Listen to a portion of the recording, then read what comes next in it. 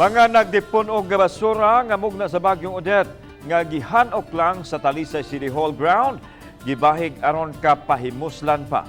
Ang report ni Femery Dumabog. Human gyud dayon sa Bagyo, mga bali nga punuan sa kahoy maoy nakaali halos sa tanang bahin sa dakbayan sa Talisay. Mikapin gyud sa usa ka buwan ang gihimong clearing operations tungod sa kalayo sa labayanan.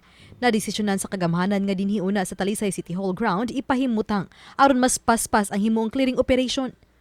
Kini mga nagtipon og nga mga nangaputol nga sanga sa kahoy, punuan sa kahoy, lakip na gani ang mga laya nga dahon og mga pipila ka basura.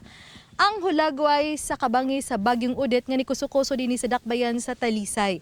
Apan kini usab pipila ka mga kawani sa Talisay City Hall nga bisan kun holiday karon ania kini aron mapahimuslan pa kining pipila ka mga nagtipon og nga mga resulta sa bagyong Odette. Gibahig sa mga kawani sa Ecological Solid Waste Management ang mga kahoy, sanga, dahon ug mga basura.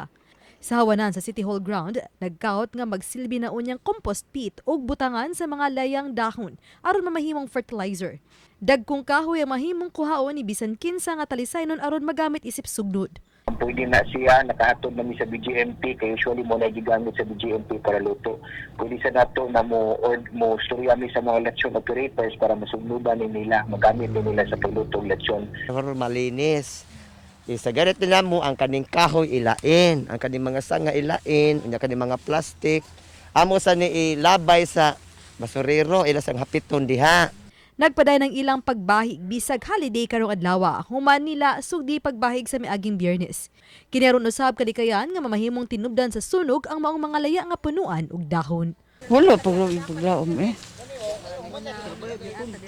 Wala sa badya pa nila diri ako ami diri.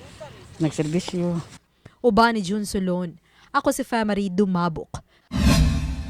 Balitang Bisdak.